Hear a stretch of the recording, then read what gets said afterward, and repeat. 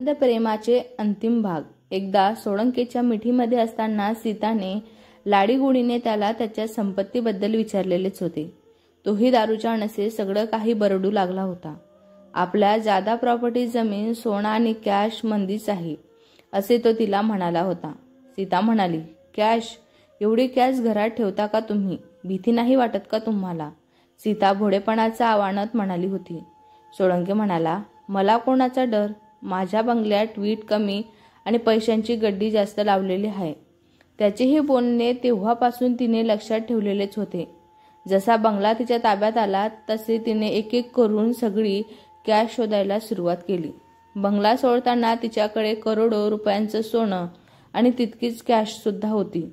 जितकी हाताला लागली ती सगळी संपत्ती घेऊन ती एका सुरक्षित ठिकाणी जाऊन लपलेली होती।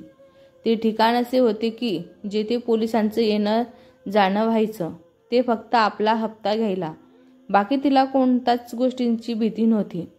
वेश्या व्यवसायात असताना झालेल्या ओळखींचा तिने आता फायदा उचललेलाच होता।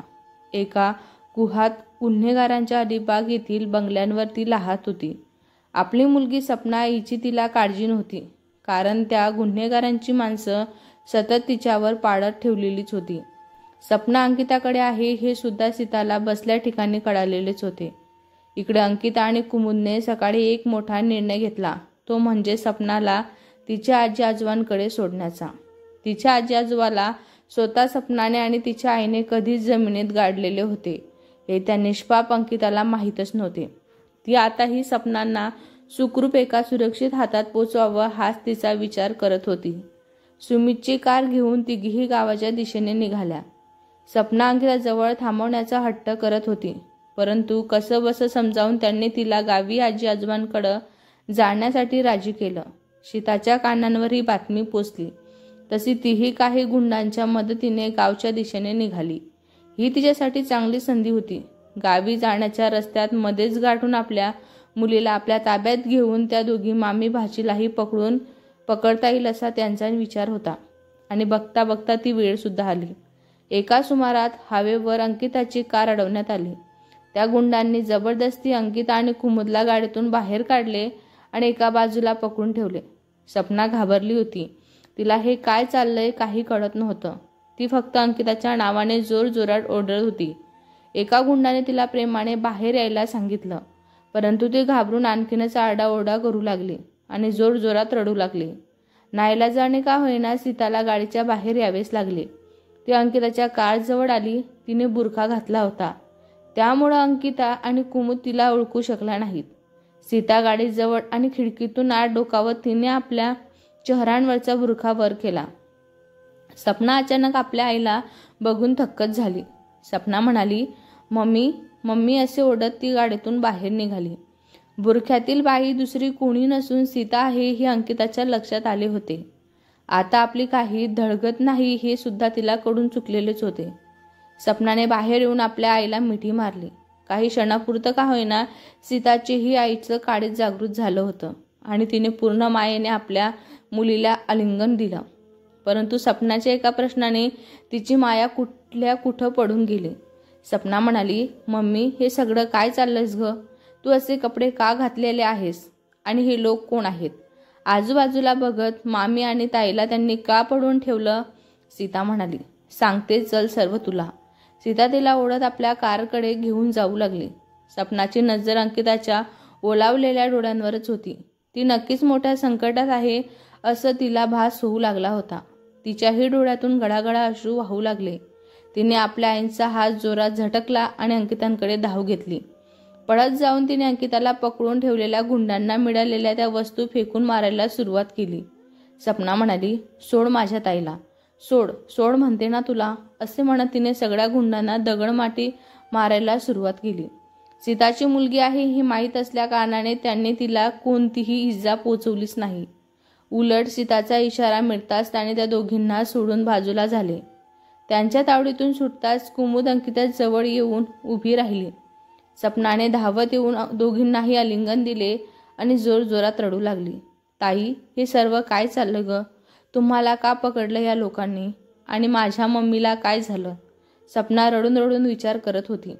अंकिताला डॉक्टरांनी सांगितलेली गोष्ट पूर्णपणे लक्षात होती, त्यामुळे तिला धक्का लागेल अशी कोणतीच गोष्ट ती तिला सांगू शकत नव्हती. तिने सपनाला जवळ घेऊन हृदयाशी लावले. सपना म्हणाली, ताई बोल ना ग, काहीतरी बोल ना. ही माझी मम्मी नाही आहे ना? नाही आहे नाही माझी मम्मी. सपनाने स्पर्शने आणि रडणे चालू होते. अंकिता म्हणाली, तुझीच मम्मी आहे ती, जा तिच्याकडं. अंकिता हृदयांवर दगड ठेवून म्हणाली होती. सपना म्हणाली, नाही नाही, ही माझी मम्मी नाही. असे म्हणून ती अंकिताला आणखीनच घट्ट बिळगली होती. सीताने आणखीन एक इशारा केला तसे 2 गुंडे जबरदस्ती सपनाला अंकितांपासून वेगळं करू लागले. कुमुदने त्यांना अडवण्याचा प्रयत्न केला तर त्यातील एकाने तिच्या कानाखाली देऊन तिला दूर पाडले. मामीला पडताना बघून अंकिता ओरडली आणि सपनाला स्वतःच्या बाजूला करत मामीच्या दिशेने धावली. रडत रडत जमिनीवर पडलेल्या मामीला तिने सावरण्याचा प्रयत्न केला. तिचे डोके आपल्या हातात घेऊन ती तिला आवाज देऊ लागली. कुमुद त्या गुंडांच्या कणखर चापरांगीने अगदी बेशुद्ध होण्याच्या स्थितीत आली होती. अंकिताने कसेबसे तिला शुद्धीत आणले आणि जाग्यावर उभे केले. तिच्या साडीवर चाललेली धूळ ती झटकू लागली. तितक्यातच कार निघून जाण्याचा आवाज तिला आला होता. तिचे हृदय थांबले. मागे वळून बघण्याची हिंमत तिला होईनाशी झाली, परंतु तरीही तिने मागे वळून पाहिले आणि ज्या गोष्टींची भीती होती तेच झाले होते. सीता सपनाला जबरदस्ती कारमध्ये बसवून निघून गेली होती आणि सोडून सुद्धा गेली होती. काही त्या गुंडांनी पुन्हा जबरदस्ती त्या दोघांना पकडले आणि त्यांच्या कारमध्ये टाकले. त्यातील 2 गुंडांनी मागे त्यांना पकडून ठेवले आणि बाकी दोघांनी पुढे बसून कार भीतीच्या सीताच्या कारच्या मागे मागे नेऊ लागले. मुंबई पोलिसांनी सीताचा शोध घेण्यासाठी एक तुकडी तिच्या गावी पाठवली होती. त्यांचा रिपोर्ट मिळताच पोलीस अंकिताच्या घरी गेले, परंतु ती घरी नसल्या कारणाने त्यांनी आजूबाजूला विचारपूस सुरू केली, ज्यात त्यांना कळाले की अंकिता आणि तिची मामी सपनाला सोडण्यासाठी तिच्या गावी गेलेले आहेत. परंतु पोलिसांना रिपोर्टमध्ये असे कळाले होते की खूप आधी सीताचा सासरा आणि सासू तसेच त्याच दिवशी सीता आणि सपनाही अचानक गावातून अदृश्य झाले होते. सपना आणि सीता मुंबईत होती हे त्यांना कळाले, पण सासू आणि सासऱ्यांचा अजूनही शोध लागला नव्हता. मुंबई पोलिसांकडून सीताबद्दल संशयित माहिती मिळाल्यामुळं गावच्या पोलिसांनी पुन्हा एकदा त्या केसची चौकशी सुरू केली. गावात प्रत्येक घरी जाऊन त्या दिवशी नक्की काय घडले याचा पोलीस सविस्तर आढावा घेऊ लागले होते. दरम्यान कोणीच काही संशयपूर्व पाहिले नसल्याचे पोलिसांना सांगण्यात आले. तसेच मुंबई पोलिसांकडून मिळालेल्या माहितीनुसार अंकिता, कुमुद आणि सपना हे गावी यायला निघाले होते, परंतु ते अजूनही पोहोचले नाहीत. यामुळे एक वेगळा संशय काळोख झाला होता. घटनेची गंभीरता लक्षात घेऊन मुंबई क्राईम ब्रँचने काही अधिकारी त्या गावाच्या दिशेने निघाले. रात्र होता होता सीता तिच्या मुलीसभेत आपल्या अलिबागच्या बंगल्यांवर पोचली. अंकिता आणि कुमुदलाही त्याच बंगल्यावर आणले होते. त्यांना एका खोलीत बंदिस्त केलेले होते. सपनाचा आरडाओरडा अजूनही चालूच होता. तिने आपल्या आईला प्रश्न विचारून भंडावून सोडले होते. शेवटी वैतागून सीताने तिच्या कानपट्टात दिली आणि तिलाही एका खोलीत जाऊन बंद करून ती दारू प्यायला निघून गेली. क्राईम ब्रँचचे अधिकारी हे गावात पोचले होते. त्यांनी सध्या वेशात गावात प्रवेश केला आणि साधारण पाहुणे म्हणून गावात वावरू लागले. आपल्या पद्धतीने त्यांनी एकेकाला पकडून माहिती काढायला सुरुवात केली. सीताच्या संशयास्पद वागणुकीबद्दल बऱ्याच जणांनी त्यांना सांगितले. सर्वात महत्त्वाची खबर त्यांनाही मिळाली होती की रावजी अण्णांना शेवटचं सर्वांनी त्याच्या मळ्यातच पाहिलं होतं. त्यानंतर त्यांना बाहेर कुठेही पाहिलं गेलं नव्हतं. मुंबई क्राईम ब्रँचचे एक वरिष्ठ अधिकारी संचित दिवाण यांना पूर्ण संशय होता की त्या मळ्यात काहीतरी गुपित नक्की आहे. दुसऱ्या दिवशी सकाळी त्यांनी पूर्ण मळ्यामध्ये चौकशी करायला सुरुवात केली आणि बघता बघता 2-3 गोष्टी जसे की पायातील एक जोडवी, काचेच्या बांगडीचे तुकडे आणि एका दगडांवर काही डाग जे सुकलेल्या रक्तांचे असू शकतील असा त्यांचा संशय होता. रक्तांचे डाग असल्यावरच्या संशयावर पोलिसांनी मळ्यात जेथे तेथे संशय आला अशा ठिकाणी खोदकामही करायला सुरुवात केली आणि त्यांच्या त्या कार्याला लवकरच यश मिळाले.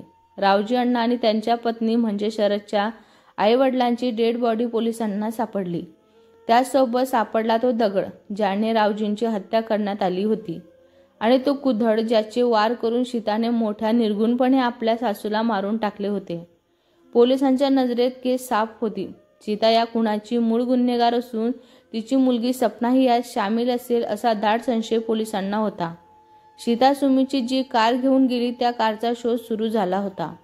ती कार शेवटी अलिबागच्या ला बघितली गेली ही माहिती खबरांकडून पोलिसांना मिळाली होती. त्यामुळे अलिबागमध्ये पोलिसांचे शोध कार्य सुरू झाले होते. इकडं सीताच्या भाईने तिची दुबईला पडून जाण्याची पूर्ण व्यवस्था करून ठेवलेलीच होती. आपल्या मुलीला घेऊन ती कायमची दुबईला जाणार होती.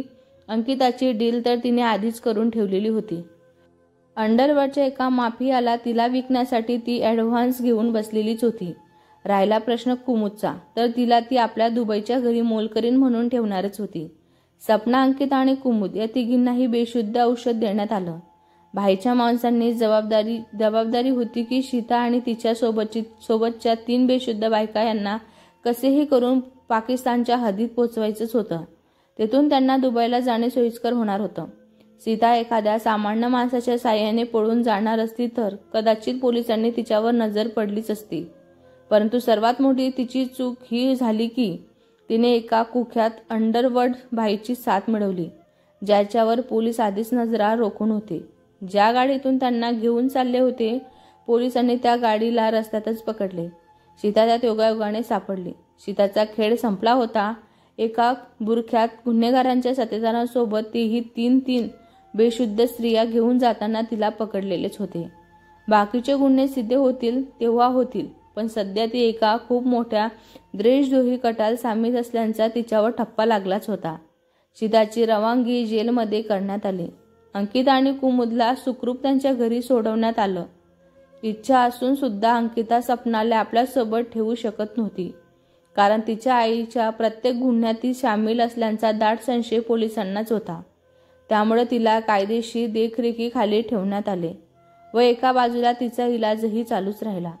अंकितावरील सगळ्या संकटांची जेलमध्ये रवानगी झालीच होती, परंतु तिच्यावर निष्पाप सुमितला सोडवण्याचे दारिद्र्य अजूनही होते. अंकिताची साक्षीही न्यायालयात महत्त्वाची होती. त्यामुळे आज सुमितच्या वकिलाने अंकिताला साक्षीदार म्हणून कोर्टात हजर व्हायला सांगितले. सोळंकी हाऊसमध्ये त्या दिवशी नक्की काय झालं, काय घडलं ते त्यांना सांगू शकाल? वकिलाने अंकिताला विचारले.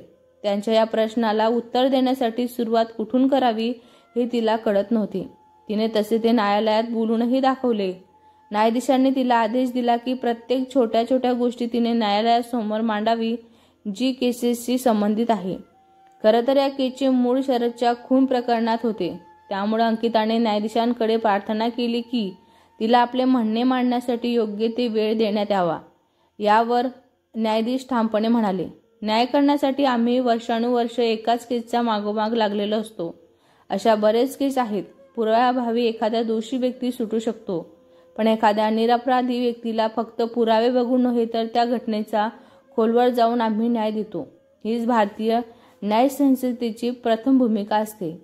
न्यायाधीशाचे आभार मानून अंकिताने कशा प्रकारे त्यांच्यामुळे तिच्या मामा आणि मामीच्या जीवनात उथलपाथल झाली आणि त्यामुळे शरदचा खून झाला ही गोष्ट न्यायालयासमोर ठेवली आणि त्याच गोष्टींचा उतारार्थ म्हणून अंकिताने सीताचा आपल्याप्रती द्वेष आणि त्यासाठी तिने केलेले कट कारस्थान याबद्दल सांगितले.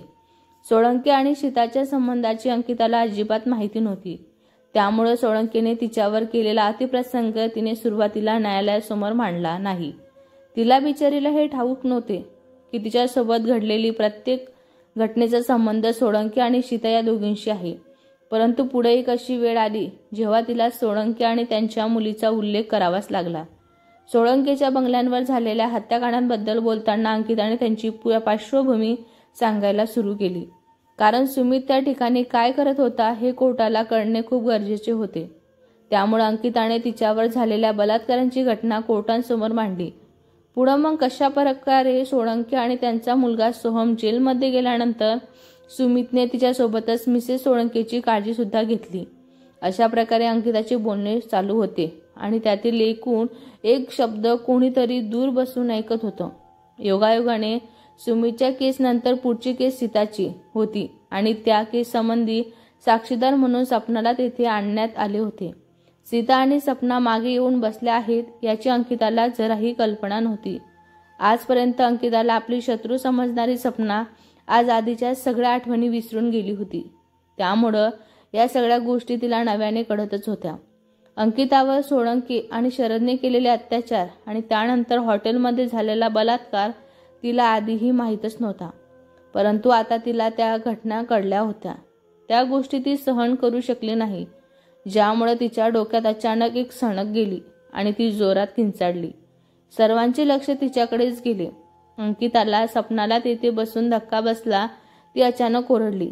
सपना आणि धावत धावत तिच्याकडे गेली.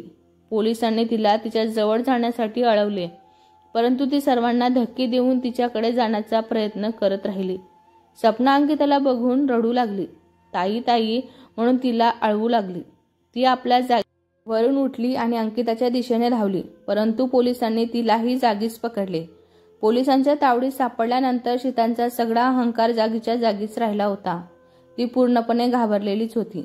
अंकिताला बर्बाद करणे सोडा, पण स्वतःला या संकटातून कसे वाचावे याचेही उत्तर तिच्याकडे नव्हते. सपना आणि अंकिता एकमेकींना बघून अगदी सख्या बहिणीप्रमाणे रडत होत्या. एकमेकींना मिठी देण्यासाठी तरसत होत्या. त्यांचे हे प्रेम पूर्ण कोर्ट बघत होते. दगडालाही पाजर फुटावा असे ते दृश्य होते. सीताला सुद्धा आपले अश्रू थांबवणे शक्य झाले नाही.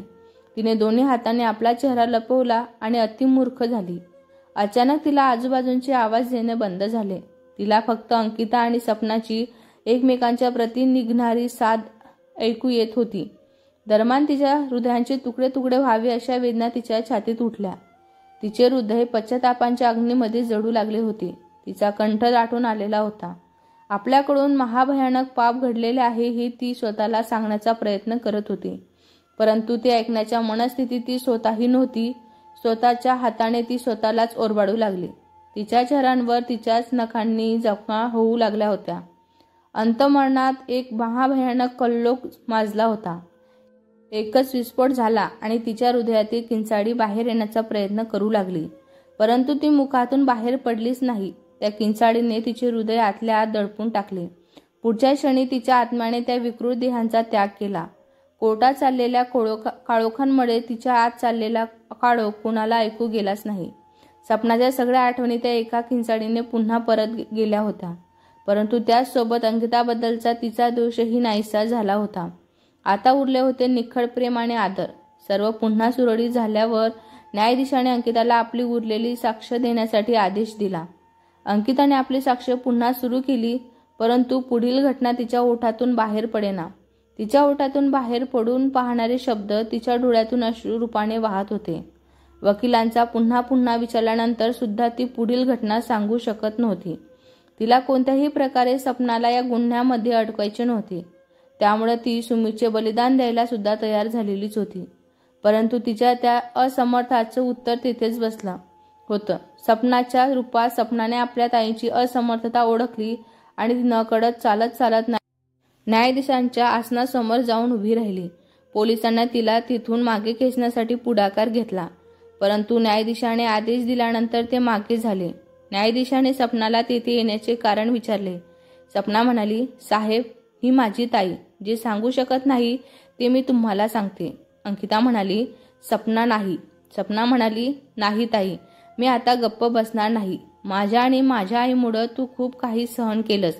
न्यायाधीश म्हणाले, तुला जे काही सांगायचं ते तू त्या विटनेस बॉक्समध्ये जाऊन बोल.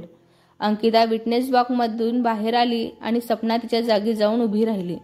एकमेकींकडून जाताना दोघींनी एकमेकींच्या हाताला स्पर्श केला. दोघींनाही तो फार सुखद वाटला होता. दोघींच्याही चेहऱ्यांवर स्मित हास्य आले आणि सोबतच अश्रूही. सपनाने तिला ठाऊक असलेल्या गोष्टी बोलायला सुरुवात केली, ज्या अंकिताला माहीत नव्हत्या. सर्वात प्रथम सोळंकी जेलमधून सुटल्यानंतर शीताला भेटायला आला आणि त्यानंतर हळूहळू घरचा झाला, त्याबद्दल तिने सांगायला सुरुवात केली. बोलता बोलता सोहम आणि ती लग्न करणार असल्याचेही तिने उघड केले, जे ऐकून अंकिताला धक्का बसला. त्यानंतर कशा प्रकारे त्यांनी मिळून अंकिताला सोहमच्या प्रेमाच्या जाळ्यात अडकवण्याचा प्रयत्न केला आणि तिचं अपहरण करण्याचा डाव आखला, याबद्दल तिने सांगितले. अंकिताचा बलात्कार झाला ही गोष्ट तिला माहीत नव्हती. हे सांगताना तिला गहिवरून आले. पुढे कशा प्रकारे तिच्या आईने तिच्या मनात अंकितांबद्दल द्वेष भरला याचा स्फुर वृत्तांत तिने आपल्या शब्दात मांडला. त्यातच आपल्या आजोबांचा खून आपल्याकडूनच करून घेतला गेला हे तिने जग जाहीर केले. हे सांगताना तिच्या भावनांचा बांध फुटला आणि ती छाती पिळून रडू लागली. आपल्या आजोबाला आपण किती निर्घुण पद्धतीने मारले हे सांगताना तिने स्वतःच्या हाताने स्वतःचं थोबाळ मारायला सुरुवात केली. त्याचसोबत ती सीताला उद्देशून काही गोष्टी बोलू लागली. अर्थातच ज्या ऐकायला ती तेथे राहिली नव्हती. न्यायाधीशांनी तिला शांत होण्यासाठी विनंती केली. एका महिला पोलीस अधिकाऱ्यांनी तिला शांत करण्याचा नक्की प्रयत्न केला आणि तिला पाणी प्यायला दिले. तिने सांगितलेला सगळा वृत्तांत कोर्ट आणि तेथील जमा लोक आवक होऊन ऐकत होते. सीताने सपनाच्या आयुष्याची अशी माती केली याचा विचार करून अंकिताच्या हृदयात आग लागली होती. तिला सीताची भयंकर चीड आलेलीच होती. त्या रागात तिने एक नजर सीताकडे पाहिली. सीता आपल्या समोरील टेबलवर डोकं टेकून निपचितपणे पडली होती. अंकिताला तिचा आणखीनच राग आला आणि तिने आपली नजर तिच्याकडून सपनावर खिळवली. थोड्याच वेळात सपना शांत झाली आणि तिने पुढील वृत्तांत सांगायला सुरुवात केली. कशी तिच्या आईने अंकिताला बर्बाद करण्यासाठी योजना बनवून आपल्याला मुंबईत आणले. त्यानंतर अंकिताच्या साह्याने ती सोळंकेच्या बंगल्यात आली आणि मग सुमितला अडकवण्यासाठी आणि अंकिताचा बदला घेण्यासाठी मिसेस सोळंकेची ही नोकरांच्या हातून निर्घुण हत्या करवण्यात आली. सपना पुन्हा एकदा जोरजोरात रडू लागली. तिच्या आणि तिच्या आईच्या कारस्थानी उजळणी करता करता ती स्वतःच अस्वस्थ झालेलीच होती. तिचे अंग तापाने फणफणले होते. सगळा वृत्तांत सांगून झाला तशी ती जमिनीवर चक्कर येऊन कोसळली. अंकिता विचारांच्या दलदलीमध्ये फसली होती, ज्यामुळे तिला हे दृश्य दिसलेच नाही. न्यायाधीशाने सपनाला तातडीने हॉस्पिटलमध्ये नेण्याबाबत पोलिसांना आदेश दिला आणि सदर केसचा निकाल पुढच्या तारखेला दिला जाईल अशी घोषणा त्यांनी केली. दरम्यान पुढच्या केसची कारवाई सुरू करावी असा आदेश त्यांनी वकिलांना दिला होता. सीताला अनेकदा उठूनही ती उठली नाही, त्यामुळे तिलाही सपनासोबतच हॉस्पिटलमध्ये नेण्यात आले.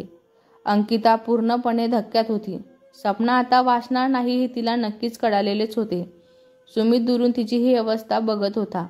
तिच्या दुःखांपुढं त्याला स्वतःचा निर्दोष सिद्ध झाल्याचा आनंद फिका वाटत होता. कुमुदने अंकिताला हलवून शुद्धीत आणले. शुद्धीत येताच ती इकडं तिकडं बघू लागली. तिचे डोळे सपनाला शोधत होते. अंकिता म्हणाली, सपना सपना असे म्हणत ती सेरभेर नजरेने तिला बघू लागली होती. कुमुदने तिला सांगितले की सपना आणि सीताला हॉस्पिटलमध्ये नेण्यात आलेले आहे.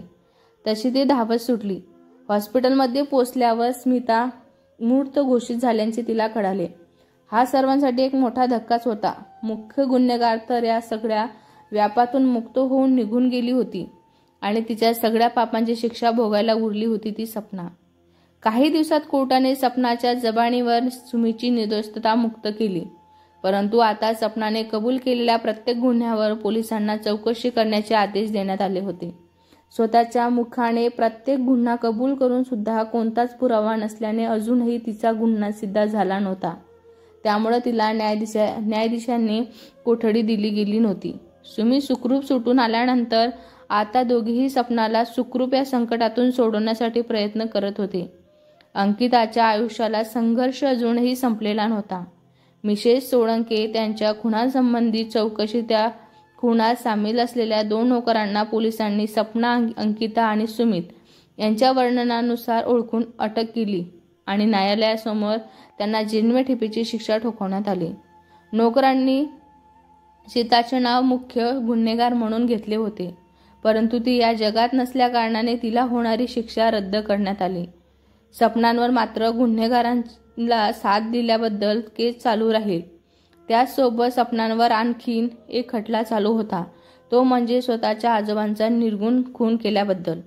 त्यासंबंधीचे काही पुरावे पोलिसांकडून न्यायालयात सादर करण्यात आले, परंतु कुठल्याच पुराव्यात सपनांचा काही संबंध दिसून आला नाही. त्यामुळे त्या केसमधून तिची निर्दोष मुक्तता करण्यात आली. शेवटी गुन्हेगाराला साथ दिल्याचा आरोप तिच्यावर सिद्ध झाला, परंतु माफीची साक्षीदार म्हणून तिला देण्यात येणारी शिक्षा जेमतेम 2 वर्ष सक्त मंजुरीची शिक्षा एवढी करण्यात आली होती. तरी सुद्धा अंकिता दुःखीच होती, परंतु आतून तिला आनंदही होता की 2 वर्षात का असेना ती सपनाला भेटू शकणार होती. सपनाने जेलमध्ये जाण्यासाठी आपल्या ताईंची भेट घेतली. तिच्या चेहऱ्यावर समाधान होते. आपल्या ताईच्या आयुष्यात ती सुख पुनर्स्थापित करू शकली याचा तिला खूप खूप आनंद झाला होता, जो जेलमध्ये असताना सुद्धा तिच्या चेहऱ्यावर झळकत होता. आपल्या सुमीजींची मस्करी करून आणि आपल्या ताईंची काळजी घ्यायला सांगून थोड्याच वेळात सपना पोलिसांच्या गाडीत जाऊन निघून गेली. तिला जाताना बघणाऱ्या अंकिताला आपल्या जीवाचं आपलं शरीर सोडून जात आहे असं तिला भास होत होता. या पुढच्या कथेमध्ये. ही कथा तुम्हाला कशी वाटली कमेंट करून नक्की सांगा. व्हिडिओ आवडला असल्यास लाईक करा, शेअर करा. नवीन असाल तर चॅनलला सबस्क्राईब करा. धन्यवाद.